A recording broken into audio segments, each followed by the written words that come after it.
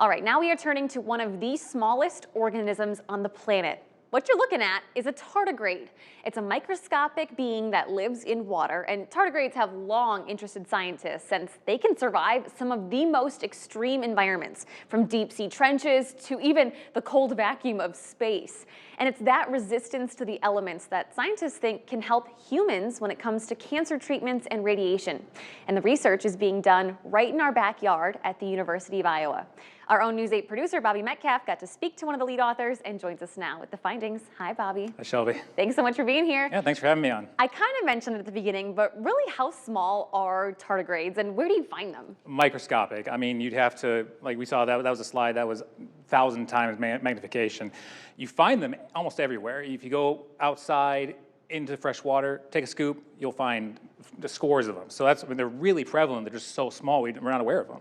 Okay, so how could something this small make such a big impact on cancer treatments and radiation? So this study that came out last week, basically, there's a protein that's specific to this tardigrade. And the research is suggesting that that protein, when injected into a cancer patient, protects that patient from the ulcers, the side effects that a lot of the radiation treatment provides. Now, they've done this trial only in mice so far, but that was what the initial findings found out, is that where they injected this protein into then protects that mouse from the ulcers, all that sort of stuff, the nasty stuff that forms when you get radiation treatment. Oh, okay, so I want to make sure that I have this right.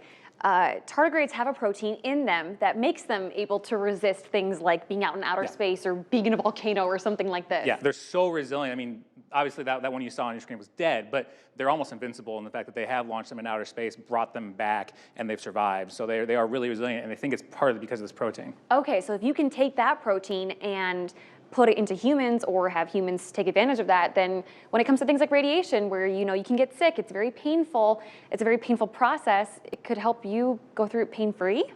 Potentially. I mean, I think there's still always some side effects, but that one, that also, because it is so prevalent, especially when we're dealing with people who are dealing with mouth cancers, and they talk about kind of GI tract cancers, these ulcers form, and it's such a deterrent for people to get treatment. There's some people who don't want to get cancer treatments because of all the side effects that comes with radiation, and there's hope that this discovery can now lead to maybe making the treatments more palatable, less invasive, less traumatizing for the cancer patients. I'm glad you brought that up. What was the stat that they cited in their study about the amount of patients that don't do cancer treatments because of that? So Dr. Byrne, who I talked to last week, in his experience, he says about 10 to 15% of cancer patients don't want to go through treatment, and about 95% of people who do go through treatment have these side effects. So if they can find a way to mitigate these side effects, I mean, you're talking